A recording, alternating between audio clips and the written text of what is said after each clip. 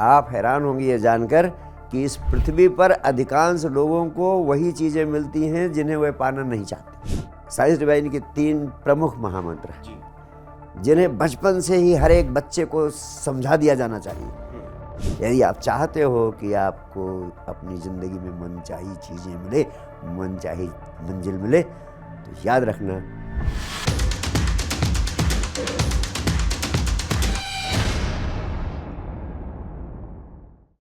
सदगुरु जी, अगला प्रश्न मेरा आपसे है कि जो मनचाही चीज़ों को पाने का जो विज्ञान है, ये क्या विज्ञान है, इस पर प्रकाश आप डालें। जयवीर जी, इस थोड़े से समय में अतिशय संक्षेप में अपनी बातें कहना चाहूँगा, लेकिन इतना भी आप सारे लोग सुन लें और समझ लें और गहनता से इसको अपने जीवन शैली, लाइफ और लिविंग का अनिवार्य अंग बना लें, तो आपके जीवन में बहुत बड़ा परिवर्तन संभव हो सकता है। वास्तव में मनचाही चीज़ों का विज्ञान इस सूत्र पर आधारित है, जिंदगी में आप जिन चीज़ों को पाना चाहते हैं, यदि उन पर आपका ध्यान निरंतर केंद्रित रहता है तो वह चीज़ें आकर्षित होती हुई आपकी तरफ चली आती हैं, चाहे आप उन्हें पाना चाहते हैं अथवा पाना नहीं चाहते। अगर पाना नहीं चाहते हैं फिर भी आप उसकी निरंतर चिंता करते रहते हैं, उसे निरंतर सोचते रहते हैं, तो वो चीज़ आपकी ज़िंदगी में अवश्य प्रकट होती है। जैसे एक छोटा सा उदाहरण, आपको निरंतर इस बात की चिंता लगी रहती है, कहीं मेरा एक्सीडेंट ना हो जाए, कहीं मेरा एक्सीडेंट ना हो जाए, तो गारंटी देकर मैं कह सकता हूँ कि ऐसे व्यक्ति का एक्सीडेंट दुनिया की कोई ताकत रोक नहीं सकती। इसलिए हमेशा कहता हूँ, विचार शक्ति के विज्ञान का सार है, focus on what you want, never focus on what you do not want. जिन चीज़ों को आप पाना चाहते हैं उन पर ही अपना फोकस बनाए रखें, जिन चीज़ों को आप पाना नहीं चाहते हैं उन पर आपका फोकस कभी नहीं होना चाहिए। आप हैरान होंगे ये जानकर कि इस पृथ्वी पर अधिकांश लोगों को वही चीज़ें मिलती हैं जिन्हें वे पाना नहीं चाहते। जी बिल्कुल। इसका एक ही कारण है कि वे निरंतर उन्हीं बातों की चिंता करते रहते हैं, उन्हीं बातों को सोचते रहते हैं जिन्हें वे पाना नहीं चाहते। कि एक्सीडेंट ना हो जाए, एक्सीडेंट ना हो जाए, मेरी माँ तो बीमार हुई है, कहीं बाप भी बीमार ना हो जाए। ऐसा सोचना ठीक नहीं है, आप ऐसा कहना चाह रहे हैं। हाँ, फला आदमी तो बीमार हुआ, कहीं वो बीमारी मुझे भी ना पकड़ ले। एक व्यक्ति मेरे पास आया कि मैंने कैंसर के बारे में इतना जानकारी प्राप्त कर ली थी, इसलिए कि बड़ी खतरनाक बीमारी, तो मैंने सोचा कैंसर के बारे में निरंतर जानकारी प्राप्त कर लूँ। जब कुछ मिले तो कैंसर के बारे में ही पढ़ता रहता था। जी जी जी। और फिर इतना भयभीत हो गया कि उसको हमेशा यही भय लग गया कहीं मुझे कैंसर ना हो जाए। और आप हैरान होंगे, उस व्यक्ति ने मुझसे खुद बताया कि गुरुदेव मुझे कैंसर हो गया है, मुझे मुक्त करिए। क्या बात है। मेरा उस समय टीवी पर प्रवचन सुनने के बाद वो मेरे पास पहुंचा। उसने सोचा शायद गुरुदेव से कुछ अंतर्दृष्टि मिल जाए इस मामले में। तो यही बात मेरी कहीं टीवी पर आ रही थी, उसने सुना तो मेरे पास आ गया, कहने लगा गुरुदेव मेरे साथ एग्जैक्टली यही घटना घटी थी और अब मैं इससे मुक्त होना चाहता हूँ। जी। पूरा विज्ञान दिया कि कैसे तुम इससे मुक्त हो सकते हो, और सौभाग्य से वो आज मुक्त हो चुका है। इसीलिए मेरा जोर रहता है कि साइंस डिवाइन के 3 प्रमुख महामंत्र हैं जिन्हें बचपन से ही हर एक बच्चे को समझा दिया जाना चाहिए। पहला महामंत्र है विचार शक्ति के विज्ञान का प्रयोग करना सीख, जिससे आप मनचाही मंजिल को पा सकते हैं। You can do, you can be, you can have anything of this life. This is a science for turning all your dreams and desires into reality. दूसरा महामंत्र है 24 घंटे में आधे घंटे विचार शून्यता की अवस्था में होने का अभ्यास कीजिए, जिसका अर्थ है ध्यान। महर्षि पतंजलि ने योग दर्शन में कहते हैं स्वरूप शून्य में समाधि, तो उसी का अर्थ आप बता रहे हैं विचार शून्य। हाँ, जिसको महर्षि पतंजलि ने कहा है ध्यानम निर्विषयो मनः, यानी जब आपकी चेतना के समक्ष कोई विषय ना रह जाए, कोई विचार ना रह जाए, कोई वस्तु ना रह जाए।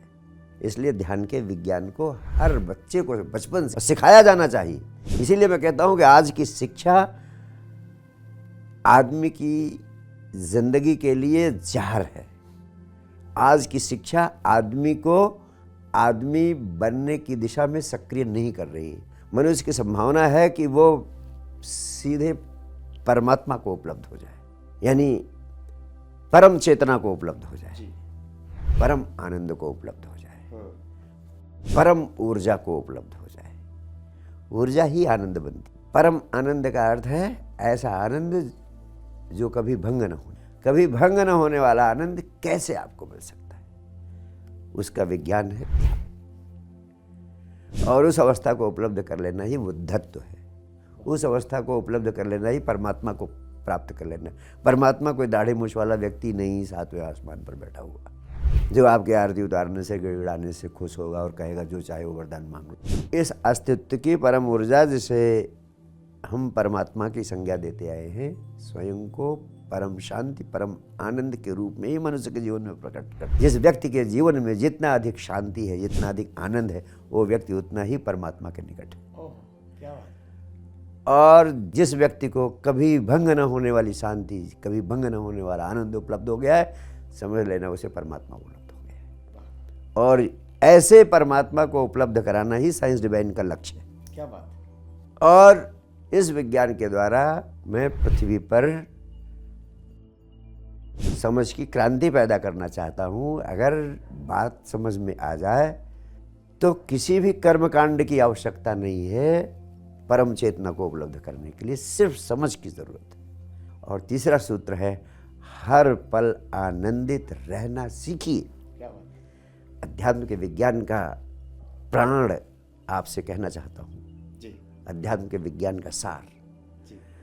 जो व्यक्ति जितना अधिक आनंदित रहता है, उसकी मनचाही चीजें उतना अधिक तेजी से उसकी तरफ भागती हुई चली आती। और जो व्यक्ति जितना अधिक उदास, निराश, मरा मराया, मुरझाया रहता है, उसकी मनचाही चीजें उतना अधिक तेजी से उससे दूर भागती हुई चली जाती। यदि आप चाहते हो कि आपको अपनी जिंदगी में मनचाही चीजें मिले, मनचाही मंजिल मिले, तो याद रखना हर पल आनंदित रहना सीखिए। अगर ये तीन चीजें बच्चों को बचपन से समझा दी जाए तो पहली बात, वो बिना किसी संघर्ष के खेल खेल में मनचाही मंजिल को पाकर रहेगा।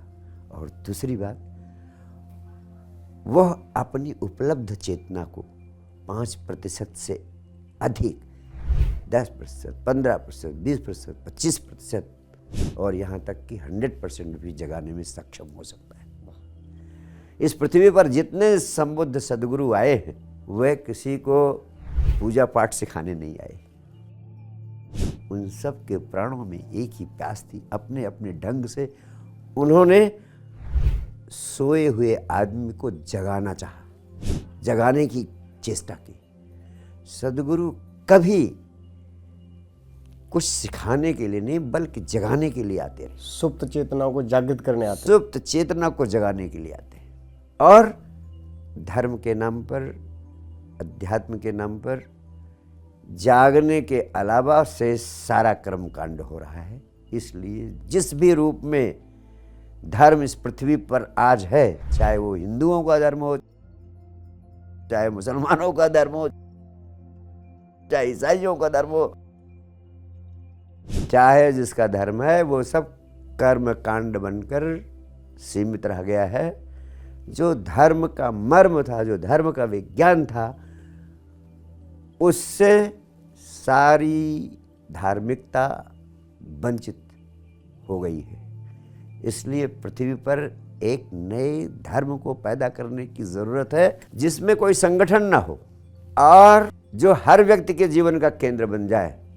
जैसे 1, 2, 3 की गिनतियां सीखना सबके लिए जरूरी है, वैसे हर व्यक्ति जो इस पृथ्वी पर पैदा हुआ है, उसे विचार शक्ति का विज्ञान, विचार शून्यता का विज्ञान, हर पल आनंदित रहने का विज्ञान सीख लेना अनिवार्य है। ये सब साइंस डिवाइन फाउंडेशन के अंडर में और इस सिद्ध सुदर्शन साक्षी धाम में आप सब Yes, every time all facilities are available here.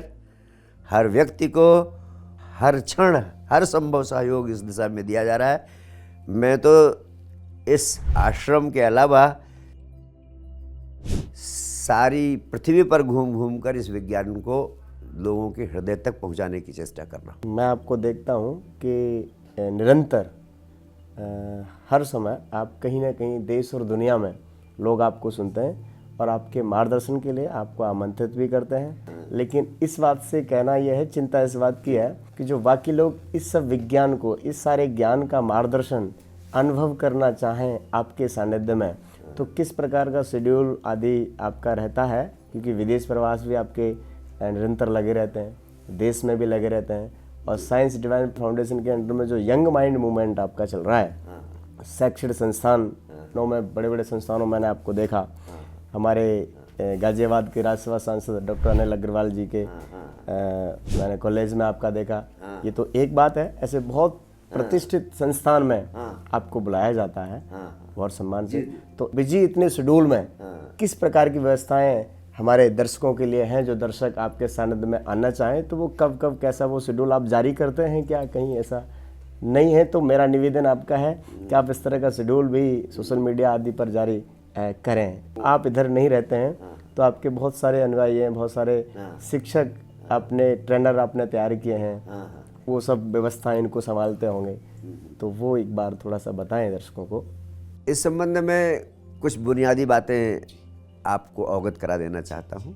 पहली बात, हर महीने के फर्स्ट संडे को सिद्ध सुदर्शन धाम गाजियाबाद में हमारा कार्यक्रम होता है, जिसमें मैं स्वयं व्यक्तिगत रूप से 3 घंटे का कार्यक्रम लोगों के लिए प्रस्तुत करता हूँ। सभी मित्र आमंत्रित हैं। 3 घंटे का पूरा कार्यक्रम। तो सदगुरु का कहना है कि आप लोग हर माह के प्रथम संडे को, यानी पहले रविवार को, आप गुरु जी के दर्शन भी कर सकते हैं और आपका मार्गदर्शन यहाँ 3 घंटे का पूरा सत्संग चलता है। कई बार मैं भी इसका साक्षी बना हूँ। साक्षी भाव पर गुरुजी का बड़ा काम है, लेकिन इसका मैं साक्षी बनाऊं कि बहुत बार मैंने वो दिव्यता और भव्यता यहाँ की देखी है। तो आप सब लोग बहुत सादर आमंत्रित हैं। आप जब भी आप फ्री हों, महीने के प्रथम रविवार को गुरुजी के आप दर्शन साक्षात करें और मार्गदर्शन प्राप्त करें। और इस कार्यक्रम में लोगों के व्यक्तिगत प्रश्नों का भी उत्तर दिया जाता है। उनके जीवन के जो महत्वपूर्ण प्रश्न हैं उनका सीधे मेरी ओर से समाधान करने का प्रयास किया जाता है। इसके अलावा हम हर दूसरे महीने 3 दिवसीय शिविर हिंदुस्तान में किसी न किसी स्थल पर करते हैं। जैसे 29, 30, 31 मार्च को वृंदावन में 3 दिवसीय शिविर कार्यक्रम का आयोजन है। वृंदावन में आपका आश्रम बन रहा था, वो पूरा अपना स्वरूप ले लिया है उसने? आश्रम निर्माणाधीन है, उसमें एक ऑडिटोरियम की व्यवस्था हो गई है। उस ऑडिटोरियम में ही मैं कार्यक्रम 3 दिवसीय आयोजित करता हूँ। वृंदावन के इर्द गिर्द के लोग रहने वाले जो हैं, जो आपको जानना, समझना, सुनना चाहते हैं, तो उनके लिए आपने उस तरह व्यवस्था की हुई है ऐसा? 3 दिवसीय शिविरों में तो पूरे हिंदुस्तान से आते हैं और कभी कभी बाहर से भी कुछ लोग आते हैं। ये 3 दिवसीय शिविर लाइफ चेंजिंग वर्कशॉप से आप कह सकते हैं। ये जीवन को बदल देने वाले शिविर होते हैं, जिसमें मैं अपने जीवन का, पूरे प्राणों का अनुभव सिर्फ शब्दों के माध्यम से नहीं देता हूँ, बल्कि कुछ क्रियाओं के माध्यम से लोगों को विचार शून्यता की अवस्था का स्वाद, ध्यान का अभ्यास और वास्तव में जीवन को सच्चे अर्थों में कैसे आनंद से तरंगित किया जा सकता है, इन सारी प्रक्रियाओं को लोगों को अवगत कराता हूँ। तो 3 दिन तक जो भी मित्र वहाँ आते हैं, उनके रहने, ठहरने, भोजन, सब चीज़ की व्यवस्था संस्था के द्वारा की जाती है। 3 दिन तक वो वहाँ रहते हैं। सुबह से शाम तक मैं उनके साथ रहता हूँ। और जैसे कहते हैं, हमारे यहाँ की परंपरा है कि सद्गुरु शब्दों से नहीं, बल्कि अपनी प्रेजेंस से, अपनी उपस्थिति से कई गुना अधिक देने में सक्षम होता है। तो गुरुजी, आपने ये जो एक बिंदु बताया अपना विचार शक्ति वाला, तो विचार में भाव ये आता है, जैसे हम आपने बात बताई कि जी मन चाही चीज़ों को व्यक्ति किस प्रकार से पाए। जब व्यक्ति निरंतर उस विषय पर फोकस करता है तो वही जीवन में घटती है, और उसके लिए प्रयास करता है तो जल्दी घट जाती है। सबसे पहली बात है कि आदमी को यह स्पष्ट होना चाहिए कि वो पाना क्या चाहता है। आज तक मैं जहाँ जहाँ भी गया हूँ, लोगों से पूछा हूँ, हिंदुस्तान में ही नहीं, हिंदुस्तान के बाहर भी, कि कोई व्यक्ति खड़ा होकर बता दे कि अपनी ज़िंदगी में क्या क्या चीज़ें प्राप्त करने के बाद वो संसार को छोड़ना चाहेगा। एक भी व्यक्ति मुझे नहीं मिला जिसने कहा हो कि मैंने इस विषय में सोचा है और मैं संसार को छोड़ने के पहले ये चीज़ें प्राप्त कर लेना चाहता हूँ। जीवन की तो बात ही छोड़ दीजिए, अगले 10 सालों बाद आप कहाँ पहुँचना चाहते हैं, किसी ने नहीं सोचा। अगले 5 साल बाद कहाँ पहुँचना चाहते हैं, किसी ने नहीं सोचा। नए वर्ष का आरंभ हुआ है, इस वर्ष के अंत तक कहाँ पहुँचना चाहते हैं, किसी ने नहीं सोचा। आप जिंदगी में पाना क्या चाहते हैं, वास्तव में लोगों को यही नहीं पता है। पहली बात तो आदमी की जिंदगी उस नाव की तरह है जिस पर कोई नाविक नहीं है। ऐसी नाव चलती तो रहती है लगातार, लेकिन पहुंचती कहीं नहीं है। क्यों? वैसे आदमी की जिंदगी है। They don't know what they want to achieve in life. पूरा जीवन ही आकस्मिक है। जिस समय जिस चीज़ की ज़रूरत आ गई उसके लिए भागने लगे, सोच नहीं। तो first point is be clear what you want. दूसरी बात, आपको कृतज्ञता के भाव से भरे होना। जो चीज़ आप जिंदगी में पाना चाहते हो, आपके पाते ही अस्तित्व आपको दे देता है। यानी जिस क्षण आपके भीतर किसी चीज़ की चाह पैदा होती है, उसी क्षण अस्तित्व उसे स्वीकृत कर देता है। फिर आप कहेंगे कि फिर मिलती क्यों नहीं चीज़ें? जी जी जी, वही प्रश्न आ रहा है। जब अस्तित्व ने दे दिया तो फिर मिलती क्यों नहीं?